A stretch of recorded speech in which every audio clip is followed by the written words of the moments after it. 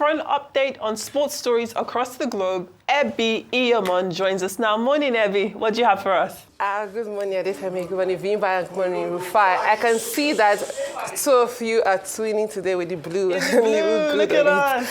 That means Chelsea's going to win. Yeah. Well, I don't know about that. That means Chelsea's going to win. Yeah. Chelsea's going to win. We'll just quickly move to other stories. Club World Cup. We'll see how it goes for Chelsea. We'll go quickly to other stories. We have a delegation presenting the Buckingham Palace arrived Abuja, that's yesterday, with the Commonwealth Games King's Batting Relay. Now, President Bola Tinubu, who was represented by the SGF, assured the country of unity through various sporting activities with the federal government heavily funding. Now, he urged the athletes to train hard and uphold the spirit of sportsmanship as they carry the hopes of Nigerians. The chairman of the NSC, that's Shehu Diko, at the event, announced Nigeria's intention to host the 2030 Commonwealth Games, while the president of the Commonwealth Games Nigeria, that's Habu Gomel, solicited the continued support of Tinubu, particularly regarding the approval and timely release of funds to facilitate the team's preparation for the Games. Now, the batting relay is a celebration of unity and peace and shared dreams among the 72 nations and territories of the Commonwealth Games. And this particular one is ahead of next year's Games, which is scheduled to be held between July 23rd and August 2nd in Glasgow, Scotland. Meanwhile, the former Super Eagles and under-23 coach, that is Siasia, where he has continued his talks about Mikel, and he alleged that the former Chelsea midfielder, John Obi Mikel, attempted to bribe his way into Nigeria's 2008 Olympic squad after he snubbed the qualification round. Well, he was speaking in an interview, and he alleged that Mikel's agent offered him a bribe of 50,000 euros to secure Mikel's inclusion in the team heading to Beijing Olympics. Well, Siasia recounted how he earlier pleaded with Mikel, who at the time was struggling for time at Chelsea, to join the team for the crucial Olympic qualifiers, but the midfielder declined.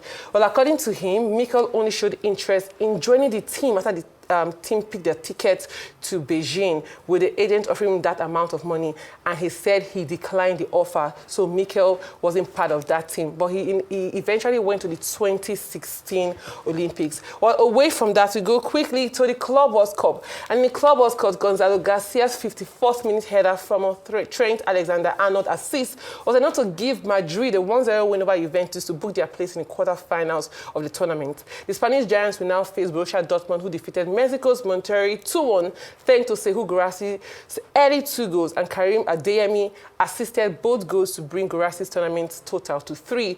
In the other games that we have the quarterfinals, Chelsea will take on Palmeiras, while Al Ahly take on Fluminense, and PSG and Bayern Munich will be ready for a showdown. And finally, to the Wimbledon, well, upset seemed to be the norm at this particular tournament, as more were witnessed yesterday. That was on day 2. World number 2 and French Open champion Coco Gauff made a shocking early exit from Wimbledon after a first-round straight-set loss to Ukraine's Diana Yamstreka. Another top player, that is Zverev, made a surprising exit with a 5-set thriller loss to Francis Arthur Rinderknech. This defeat means the third seed Zverev is the biggest name from the ATP to be knocked out of this tournament so far. Now, 8 of the top 10 seeded players in both men's and women's events, and 23 in total, have been knocked out in the first round, which is more than ever before in the Open era. Novak Djokovic, Iga Swiatek, and Jannik Sinner advanced smoothly to the second round. Well, today we have Andrei Rublev, Emma Raducanu, Aryna Sabalenka, Naomi Osaka, all playing their second round games. So that's all for me on sports today. But let's look at maybe Siasia's case, Rufai. I mean, those are very big allegations. We'd like to get Mikel's rebuttal as regards those big allegations, because the matter we were talking about before was how Mikel paid money leading up to the 2016 Olympics for the hotel for the footballers and everything, and now Siasia is making all of these allegations. So let's see how it goes. Siasia too, he's just trying to recover. You remember his case that went on for a while. He who alleges must prove. Siasia, please kindly show us the evidence that Mikel's aide gave you this money.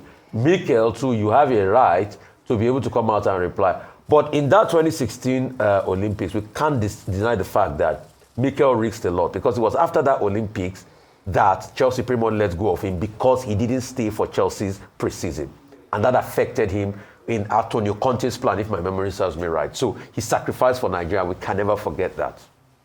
I've been enjoying all the good feels from Wimbledon. My highlights so far has been shall I call it the reunion of Coco Gauff and Sabalenka, who've been making all those videos, fun videos together. They reconciled. And of course, this is after the fallout from Roland Garros. If you remember, after Coco Gauff won, Sabalenka didn't have very kind words towards her, and she faced so much backlash for that. So it's great to see that they squashed it all in the spirit of good sportsmanship. Also, Djokovic's most likely last Wimbledon, which, absolutely breaks my heart. But continuing to follow all the developments on the court. Thank you. I mean, yes, you're right, Bimbai. She did face a lot of scrutiny. That's Arina Sabalenka, and she deserved it because she should not have said what she said.